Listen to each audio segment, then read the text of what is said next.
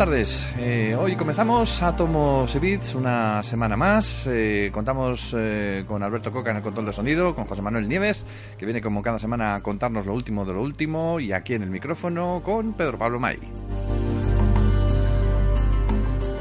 Impresionante, ¿eh?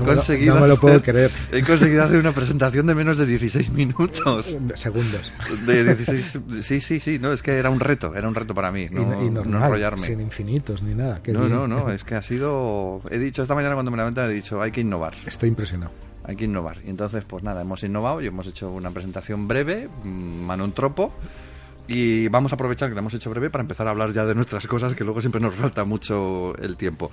Bueno, ya saben que aquí en Átomos y Bits hablamos de todas las novedades científicas y tecnológicas, y hay cosas que nos llegan especialmente al corazoncito, como por ejemplo esos viajeros interestelares que están a tantos kilómetros de la Tierra y que a pesar de eso se despiertan como bebés. Hablamos de Philae. La sonda. La sonda, el módulo de aterrizaje. Yo no sé si la gente se acuerda, pero Philae es el primer ingenio construido por el hombre diseñado para aterrizar en un cometa.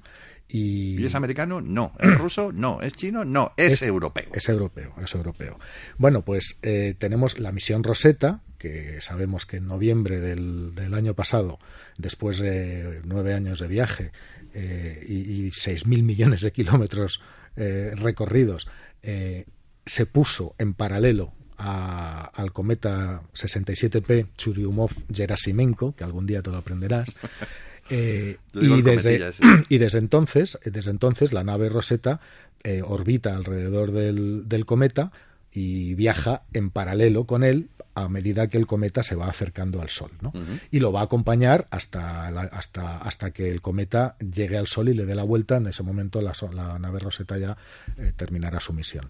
Pero uno de los hitos fue precisamente que esta nave Rosetta llevaba un módulo de unos 100 kilos de peso, que es Philae, y ese módulo estaba destinado a aterrizar en el cometa, sobre la superficie del cometa, primera vez en la historia. El módulo efectivamente aterrizó, pero hubo una serie de fallos, no en la maniobra en sí, sino en los sistemas de anclaje, que son necesarios porque como el cometa es pequeño, apenas tiene unos pocos kilómetros de longitud, pues no tiene la gravedad suficiente como para atraparlo, con lo cual es necesario que al aterrizar se atornille, se ancle, lanzaba unos arpones que lo clavaban al suelo, y esas cosas. Tenía 3 sistemas de anclaje y 2 de esos sistemas fallaron. El resultado fue que la sonda, el Philae, en lugar de aterrizar suavemente, pues rebotó y empezó a rebotar y se fue pues como más de 1 kilómetro del sitio que estaba previsto, y no se sabía muy bien cuál había sido su destino, pero resulta que el tercer sistema de anclaje, que era que cuando las patas tocaban el suelo saltaban automáticamente unos pernos y la atornillaban al suelo, por lo menos una pata quedó atornillada. Y entonces el problema fue que quedó en una zona de sombra, es decir, lejos de los rayos solares. Y las baterías que tenía entonces, en noviembre, pues le daban para unas 60 horas de autonomía. Y después se suponía que tenía que recargarse con la luz del sol, cosa que no sucedía porque estaba en una zona de sombra. Con lo cual, Philae estuvo enviando datos sin saber muy bien exactamente cuál era su localización durante 60 horas, y cuando se le acabaron las baterías entró en estado de hibernación y se acabó el contacto.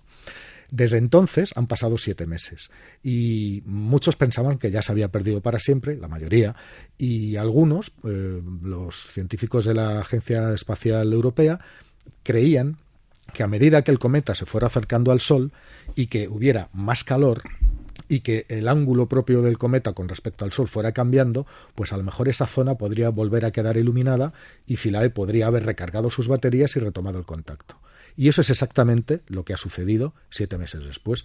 Ha sido el fin de semana pasado, Philae de repente despertó y empezó a comunicar a través de Rosetta, Rosetta sigue en órbita del cometa y va a seguir ahí, y se comunicó con la Tierra. Fue una comunicación corta, de apenas unos 80-85 segundos, pero empezó a mandar paquetes de información, 300 paquetes de información. Lo cual es mucho, pero es poco para lo que Philae puede recopilar, porque sus bancos de memoria admiten hasta 8.000 paquetes de información, con lo cual puede tener mucho más. y ha empezado a enviar datos a la Tierra, se ha despertado. Luego, la Agencia Espacial Europea, sabemos que la nave también han hecho publicaciones en Twitter, como es una cosa así un poco humorística, pero está bien, ¿no? De decir, hola Tierra, ¿puedes oírme? Que sería un poco la interpretación de esa señal primera que la sonda envió al centro de control que está en Alemania, ¿no? En Darmstadt. Y se publicó ese Twitter, hola, ¿puedes oírme? ¿Y cuánto tiempo he estado durmiendo? ¿No? Que queda así como muy humano y como muy bonito, aunque no sea exacto, ¿no? Aunque no sea exacto, pero da una idea. Te imaginabas a Wall-E ahí arriba. Claro, la cuestión es que además la interpretación de los datos demuestran y revelan que Philae se había despertado antes. Es decir, ha habido otro momento en el que ya tenía batería suficiente como para despertarse, pero por lo que sea, en aquella otra ocasión, no sabemos exactamente cuándo fue, no tuvo energía suficiente como para comunicar con la Tierra, pero ahora sí.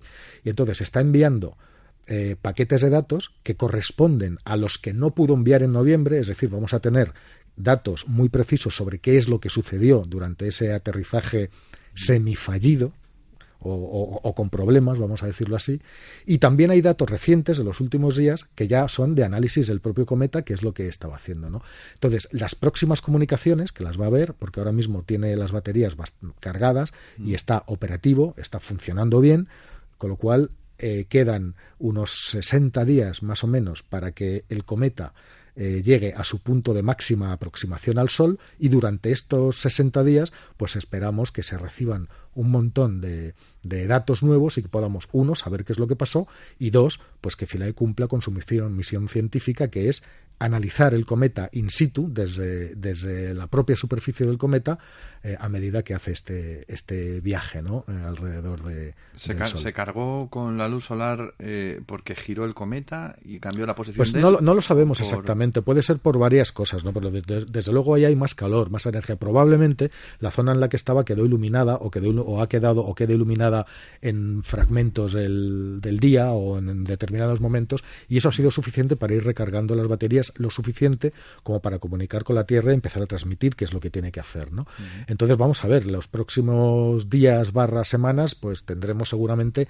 noticias y sabremos primero lo que pasó exactamente y luego sabremos muchos más datos del cometa, con lo cual podemos decir que la misión aunque con este contratiempo pues es un éxito, ya era un éxito, aunque Philae no se hubiera podido reactivar, ¿no? Pero ya con el aterrizaje exitoso y con el módulo en la superficie del cometa y haciendo su trabajo para el cual está diseñado, pues es un éxito, es un hito de la exploración espacial. Hay que recordar que está a muchos millones de kilómetros y se está alejando, además. Sí, bueno, ahora mismo no está tan lejos, digámoslo así, porque se está acercando al Sol. La distancia que hay, ahora mismo no sé exactamente a qué distancia estará de la Tierra, pero para que te hagas una idea, la distancia entre la Tierra y el Sol son 150 millones de kilómetros. La cuestión es que para llegar hasta el cometa, que la nave se puso en paralelo al cometa cuando estaba muchísimo más lejos del Sol, bueno, pues hubo que hacer una serie de maniobras. De hecho, la nave Rosetta no fue enviada directamente hacia el cometa, sino hacia el Sol primero, que le dio varias vueltas para coger impulso gravitatorio como si fuera una onda. Después en la Tierra también le dio un par de vueltas y cogió impulso, y en Marte volvió a coger impulso otra vez, volvió a la Tierra y ya cogió el impulso definitivo para llegar hasta donde estaba el cometa, que me parece recordar que cuando se lo alcanzó estaba cerca de Júpiter. ¿Esto quiere decir que puede durar todavía mucho más?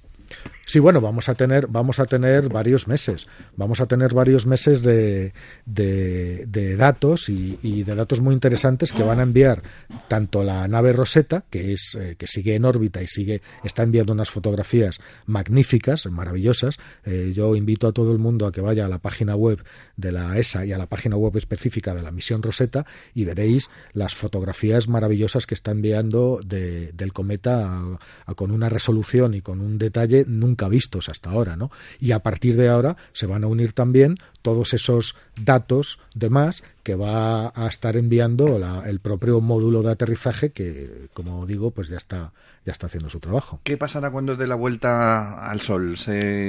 Bueno, la nave probablemente, Rosetta, no resistirá tanto calorcito. y o sea, ahí termina su misión. El cometa, hay muchos cometas que cuando se acercan en su máxima aproximación al Sol, la propia gravedad del Sol los destruye, los rompe en 1000 pedazos y entran por un lado siendo cometas de una pieza y cuando le dan la vuelta al Sol y salen por el otro, pues no son trocitos de piedras deshechos. De cometa. Pero no sabemos, yo creo que es posible que si este cometa sobrevive, pues continuará y empezará a alejarse otra vez y cuando su periodo, cuando haga su órbita otra vez, pues dentro de muchísimos años volveremos a tenerlo. Sería espectacular que consiguiera sobrevivir, ¿no? Todo el conjunto Rosetta Philae al paso junto al Sol, sí, bueno, no y es volver años después. El seguimiento es desde noviembre pasado hasta dentro de 60 días, o que es cuando es la máxima aproximación al Sol, y yo creo que a partir de ahí ya no habrá más datos. Hombre, si Philae se ha escondido, bien escondido, no sé de qué manera podría, porque la nave no va a sobrevivir, la nave Rosetta no va a sobrevivir, y Philae a lo mejor se está metida ahí en una grieta, vete a saber, pero no podría transmitir porque necesita a Rosetta para hacer de repetidor para poder enviar a la Tierra, porque desde la superficie del cometa no puede comunicar directamente. En todo caso, es un super éxito científico y sí, es una cosa estamos verdaderamente contentos de que se haya despertado. Es que es una muy buena noticia. Además, nosotros ya lo dijimos que en primavera, principios del verano, y efectivamente ha sido así. Ha sido así para nuestro... Estamos en primavera, hasta el domingo estamos en primavera, o sea que... Bueno, pues sí, pues ahí está. Pues las previsiones esta vez fueron correctas. Seguimos mirando hacia las estrellas, porque hay una galaxia muy peculiar de la que nos vas a contar ahora, y es la galaxia solitaria, como el llanero solitario, pero en galaxia, que está allí, lejos de todo y de todos, no se junta con nadie... Y no sabemos por qué está tan sola la pobre. ¿Cuál es esta Pues galaxia? No lo sabemos. Bueno, su nombre es NGC 6503. Bueno, yo con ese nombre también estaría solo, claro. Pepi, para los amigos. Y bueno, es que es un tercio, tiene un tercio del tamaño de nuestra Vía Láctea, sí. Que tiene un diámetro de unos 30.000 años luz. Y forma parte de nuestro grupo, nuestro cúmulo de galaxias, pero está apartado. Y está apartada, además, está justo en el borde de uno de estos enormes vacíos que se producen en el espacio, ¿no? Ese lo llaman el vacío local porque es el que tenemos más cerca. Pero para darnos cuenta de lo que estamos diciendo, la materia en el universo no le gusta la soledad, digámoslo así, se agrupa, la materia tiende a agruparse siempre que puede. Luego hay otras fuerzas, y lo hace gracias a la fuerza de la gravedad, ¿no? Pero hay otras fuerzas, como por ejemplo la propia expansión acelerada del universo, que lo que hace es que la separa. Pero situémonos un momentito en el Big Bang. Pues en el Big Bang, al principio, nada más sucede el Big Bang, lo que había era un caldo ardiente a muchísimos miles de grados, incluso millones, de partículas, y esas partículas era tal la temperatura y tal la energía que llevaban que no podían unirse las partículas para formar átomos, pero a medida que se iba expandiendo ese calor iba enfriándose y poco a poco las partículas, llegó un momento en que la energía de la nube de partículas era lo suficientemente baja como para que las fuerzas nucleares empezaran a actuar, con lo cual las primeras partículas empezaron a unirse en núcleos atómicos y surgieron los primeros átomos, que fueron de hidrógeno y de otras sustancias, pero fundamentalmente de hidrógeno. Los átomos de hidrógeno, a su vez, se fueron uniendo en pequeñas nubes que cada vez fueron más grandes, nubes de átomos de hidrógeno, ya te digo, fundamentalmente, de otras cosas también, pero fundamentalmente, y esas nubes de hidrógeno, como la gravedad tiende a comprimir, pues se fueron haciendo cada vez más densas y más compactas hasta que se alumbraron las primeras estrellas. Las estrellas, a su vez, se unen en galaxias. Las galaxias, a su vez, se unen en grupos y cúmulos de galaxias, es decir, la materia tiende a unirse. Y si lo miramos con perspectiva, o sea, si nosotros nos alejamos de la Tierra lo suficiente, pues imagínate 1 millón de años luz, si nos alejamos 1 millón de años luz, vemos nuestra galaxia perfectamente definida, y a la Tierra ni se la vería, sería un puntito junto con el Sol y los demás planetas dentro de esa galaxia, la nuestra, que tiene pues unos 200.000 millones de estrellas. Si nos seguimos alejando y nos alejamos a 100 millones de años luz de nuestra galaxia, lo que vemos es un grupo de galaxias que viajan juntas. Si nos alejamos mucho más y nos vamos hacia 1.000 millones de años luz, nos damos cuenta que ya no se ve ni nuestra galaxia ni el grupo, sino que se ven una especie de filamentos, como si fueran las telas de una araña, y toda la materia brillante que forma las miles y miles y miles y millones de galaxias que hay, con cientos de miles de millones de estrellas cada una, pues forman una especie de filamentos luminosos, de hilos luminosos, que son esas agrupaciones de la materia, y hay nodos, que sería donde los hilos de la telaraña se cruzan, que son mucho más luminosos y mucho más, donde hay mucha más materia condensada. Si nos alejamos más todavía, vemos que esa estructura, o sea, no hay materia, la materia no está uniformemente distribuida por el universo, sino que adopta esta forma como de red o de retícula, y claro, entre un filamento hecho de miles de millones de galaxias, son enormes, y otro, hay enormes vacíos. Esas son las fotos famosas que se comparaban, se distribuyeron por internet hace algún tiempo, que comparaban esos filamentos con las redes neuronales, que era como muy similar. Sí, ¿no? algo parecido. Pero sigamos con este ejemplo, ¿no? Entonces, estos filamentos que están hechos de millones y millones y miles de galaxias, entre ellos, pues hay enormes vacíos. Y en esos vacíos no hay galaxias, no hay materia, o por lo menos no hay materia tal y como nosotros la vemos en grandes cantidades como para formar galaxias. Se forman como auténticas autopistas en las cuales parece que todo se mueve en el universo, y las propias galaxias caminan a través de esos hilos de luz o esas autopistas luminosas. Los vacíos son enormemente grandes. Uno de los mayores que se ha encontrado, tiene 1.000 millones de años luz. Madre. O sea, imagínate lo que es. Sin nada. 1.000 millones de años luz de nada. Sin nada. Es decir, si te metes por ese desierto del universo, pues tardas a la velocidad de la luz 1.000 millones de años sin encontrarte con nada, ninguna galaxia, ninguna estrella, hasta que vuelves y tocas otro de esos filamentos, ¿no? Aquí cerca de nosotros, te quiero decir, pues a unos 20 millones de años luz, o sea, cuando hablamos de grupos de galaxias, las distancias, ten en cuenta que Andrómeda, que es la galaxia que tenemos al ladito, la vecinita de al lado, está a 2 millones de años luz. Entonces tenemos que retirarnos más para ver un cúmulo completo, y estamos hablando de cientos de millones de años luz, ¿no? Bueno, pues tenemos un vacío que tiene unos 150 millones de años luz por 230 millones de años luz, que eso lo llamamos el vacío local, que no está mal, 150 millones de años luz sin nada dentro. Eso lo tenemos a 20 años luz, dices. Eso lo tenemos, sí, pues como a unos 20, 25 millones. Estamos millones, ahí en el borde. Millones de años luz, millones de años luz. Entonces, nuestro grupo local, esta galaxia, está justo en el borde, separada del resto del grupo, justo en el borde de ese enorme vacío. Lo cual es bastante extraño, porque no se sabe qué fuerzas han podido hacer que esta galaxia, en lugar de estar en el grupo, junto con el grupo que es lo suyo, ¿no? Y moviéndose como nos movemos todos, todo nuestro grupo galáctico se mueve en la misma dirección, pues esta está ahí, aparte. Y justamente en el borde de uno de estos grandes vacíos, no es de los más grandes, pero es el que tenemos más cerca, que es este vacío local. La galaxia está efectivamente pues a unos 20 millones de años luz de nosotros, que es muy cerca. Andrómeda, o sea, lo que nuestro grupo local pues puede medir unos 40, 50 millones de años luz si lo sumas. Es decir, pues imaginémonos este pelotón de galaxias entre los cuales está la nuestra, y apartado, lejos, está tal que está justo en uno de estos bordes del vacío. Y no se sabe si forma parte de nuestro cúmulo. Sí, forma parte de nuestro cúmulo. Sí, porque es el grupo. ¿Se separó en un momento? O se separó o se creó allí directamente. No se sabe. O sea, es muy misteriosa la cosa, ¿no? Evidentemente tiene que haber una explicación lógica, pero todavía no la sabemos, ¿no? Desde hace muchos años esta galaxia solitaria pues es observada muy de cerca, ¿no?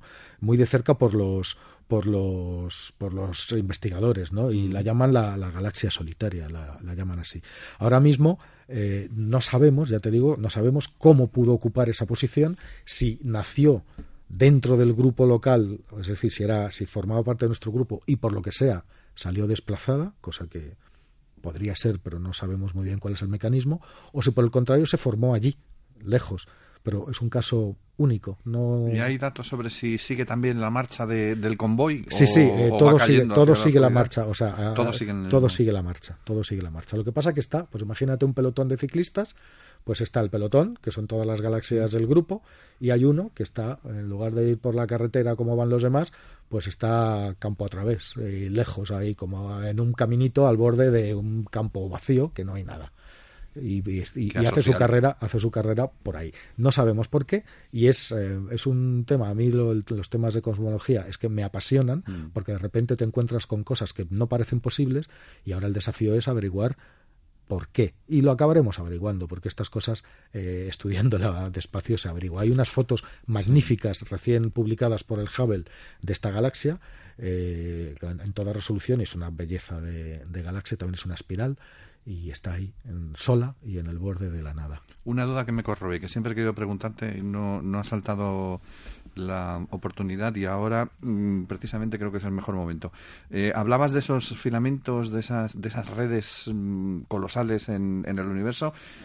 ¿Podemos seguir subiendo o tenemos datos hasta ahí? No. Para ver qué es lo que... Porque tengo una curiosidad. ¿Puede haber... Igual que hay muchas galaxias juntas o muchos sistemas solares juntos, ¿puede haber muchos universos juntos ya puestos? Bueno, o estamos ahí extrapolando entramos demasiado? en el punto de la teoría. Vamos a ver, el universo... ¿Hasta dónde llegamos? ¿Hasta dónde podemos ver? Nosotros llegamos hasta donde la velocidad de la luz nos deja llegar. Sí. Es decir, nuestro universo, nosotros vemos desde el Big Bang. Podemos ver, de hecho hay foto, entre comillas, del Big Bang. Sí. Y sabemos lo que pasó ahí. Eso fue hace unos 13.700 millones de años. Es decir, nuestro rango de visibilidad es desde que la primera luz sale de ahí hasta ahora mismo, que son 13.700 millones de años. Pero claro, esto es en nuestra dirección. Imaginémonos en la dirección contraria, también sucede. Pero toda esa parte de universo que es mucho más grande, o sea, nosotros decimos que el universo tiene 13.700 millones de años luz de tamaño, pero está mal dicho, es el universo visible. Porque la parte de universo que se generó en dirección opuesta a nosotros, nunca la podremos ver, porque la luz no ha tenido todavía, ni tendrá nunca, el tiempo suficiente como para llegar hasta nuestra parte del universo. Es decir, lo que vemos es una región del universo. El universo en realidad es mucho más grande de lo que nosotros vemos. Nosotros vemos la parte que está iluminada. Solamente es como el borracho que estaba buscando las llaves y estaba dando vueltas a una farola. Sí. Y se le acerca a otro y le dice, ¿pero qué está haciendo? Y dice, va buscando las llaves. Y dice, ¿pero y por qué lo buscas solamente debajo de la farola? Y dice, pues porque es el único sitio donde hay luz, ¿no? Pero más allá de la iluminación de la farola hay mucho más. Lo que pasa que no hay manera, no nos llega la radiación, no nos llega información ninguna de todos esos sectores del universo. Con lo cual, para empezar, nuestro universo ya es mucho más grande de lo que a nosotros nos parece. Que haya otros universos aparte del nuestro, pues es posible. Hay teorías de universos paralelos, de universos cíclicos, de multiversos, de varias tal, pero son teorías en el terreno de la física que podrían ser posibles o no. Que lo podamos comprobar es muy, muy complicado. A lo mejor no lo podemos comprobar nunca. Aunque hay algunas ideas muy sugerentes al respecto, ¿no? Si quieres otro día hablamos de ellas. Pues, por ejemplo, a través de la mecánica cuántica, esas leyes tan extrañas que tiene la mecánica cuántica y tan diferentes de las de la física convencional, la que nos rodea en nuestra vida diaria. O sea, las partículas hacen cosas y siguen leyes que los conjuntos de partículas no pueden. Bueno, pues a lo mejor ese tipo de leyes de la mecánica cuántica son una especie de puente de información, a lo mejor, con otros universos diferentes. Demasiada información. Pero que quede este concepto. Nuestro universo, lo que vemos, es lo que está iluminado, es decir, lo que nos llega desde la luz, porque nos llega, sí. Estamos en la misma dirección. La luz que ha ido en otras direcciones no la vemos, se está alejando de nosotros desde el momento del Big Bang a la velocidad de la luz, y nosotros nos hemos alejado en dirección contraria, con lo cual no hay tiempo, no ha habido tiempo suficiente para que, y además cada vez está más lejos, o sea, nunca habrá tiempo suficiente para que esas regiones se comuniquen. Demasiada información para nosotros, borrachos cósmicos.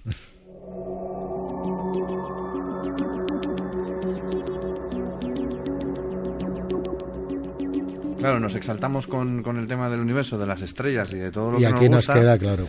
Y llegamos al momento de la tecnología y tenemos que ir deprisa y corriendo. El otro día dijiste que estábamos en ciberguerra y parece que se confirma la ciberguerra mundial. Sí, yo estaba hablando, desde el otro día precisamente estaba hablando con una serie de expertos y claro, el panorama es de ataques cibernéticos continuos y de todos contra todos. es decir, no hay declaraciones de guerra formales, no hay hostilidades abiertas, luego los dignatarios de los países que están combatiendo y haciéndose la puñeta bien hecha a través de las redes, pues luego quedan a cenar y se van a consejos internacionales y reuniones y tratados y no sé qué, pero por lo bajini se están dando hasta en el carnet de identidad. Entonces ahí tenemos muchísimos. Mira, si yo invito a la gente a que se vaya a la página web nuestra del Instituto Nacional de Ciberseguridad, que es la nuestra propia, y que mire en su blog, que hace referencia a las últimas noticias. Y solamente de las últimas semanas, mira, te leo un par de titulares. Del 31 de marzo, Irán acusado de provocar un gran apagón en Turquía. O sea, sin enviar un soldado. Fueron 14 horas de apagón, una zona entera de Turquía sin electricidad por un ataque informático. Pero si te coges en abril, el 8 de abril, el Estado Islámico hackeó la televisión TV5 Monde francesa y le cortó las emisiones. Y fue un ataque informático también del Estado Islámico. China y Rusia firman un pacto de no ciberagresión. O sea, China y Rusia son dos grandes potencias en tecnológicas y pues han firmado un pacto para no agredirse mutuamente. O sea, incluso estas cosas. China y Estados Unidos se están agrediendo mutuamente desde hace años y años. Ahí tenemos, yo recuerdo la operación de la de Stuxnet, el ataque Stuxnet, que fueron los americanos junto con los israelíes y el objetivo eran las centrales nucleares iraníes y consiguieron desactivarlas, enviando información falsa para que los ingenieros iraníes se pensaran que el uranio era de unas características en vez de otras, con lo cual saltaban todas las alarmas de seguridad y se volvían locos y tenían que aplicar los protocolos de seguridad, entonces tenían que cerrar las centrales. Bueno, pues estos ataques se producen y es continuo. Entonces, como tenemos poco tiempo, pues simplemente de todos los ciberataques que en el mundo hay, bueno, el ministro García Margallo dijo recientemente en su intervención que en España había habido durante el último año 70.000 ciberataques. Madre, ¿contra instituciones españolas? En España. En España ha habido, en España resulta que hay pocos ciberataques. Hay dos conceptos, lo que es el cibercrimen y lo que es la ciberguerra. Sí. El 90% de los ciberataques que se producen son con objetivos de conseguir dinero. Criminales, organizaciones criminales muy tecnificadas y muy informatizadas que lo que buscan es tu tarjeta de crédito, el acceso al banco. Acordémonos desde hace un par de meses el robo informático del siglo, que durante meses 1.000 millones de dólares de botín, o sea que tremendo. El 90% de los ataques son con objetivo económico y el 10%, que sepamos, porque ahí están los servicios secretos, son de ciberguerra, es decir, de instituciones gubernamentales, divisiones especiales del ejército, servicios de inteligencia, etcétera. 10% que sepamos. Y en ese 10% están lo que podemos llamar ciberguerra, que es muchísimo también, es muchísimo, pero lo que nos llega más, y en España esos 70.000 ataques que hemos tenido, la inmensa mayoría son de tipo económico, son de tipo bandas criminales que buscan nuestro dinero, ¿no? Aunque también ha habido hacktivistas, pues estos pues que a la escolta del rey o a partidos políticos, pero no. Bueno, los Estados Unidos nos espiaron, igual que espiaron a la Merkel, igual que espiaron a todos los del G7, a los del G20. A mí me espían, yo es decir, esto es veo... continuo. No se puede imaginar ninguna guerra ya que no esté precedida por un ataque informático en el cual puedes tumbar las redes eléctricas, el suministro de agua, las redes de comunicaciones y después enviarás a los primeros soldados si es necesario. Bueno, pues con esta bonita y pacífica reflexión vamos a terminar nuestro programa de hoy. Menos mal que siempre nos quedarán las estrellas para salir corriendo. Gracias, José Manuel Nieves, por esta semana más de Átomos y Bits. Gracias, Alberto Coca, que se ha encargado del control de sonido en nombre de la redacción. El saludo de Pedro Pablo May. Volvemos en una semana más en Átomos y Bits. Hasta entonces.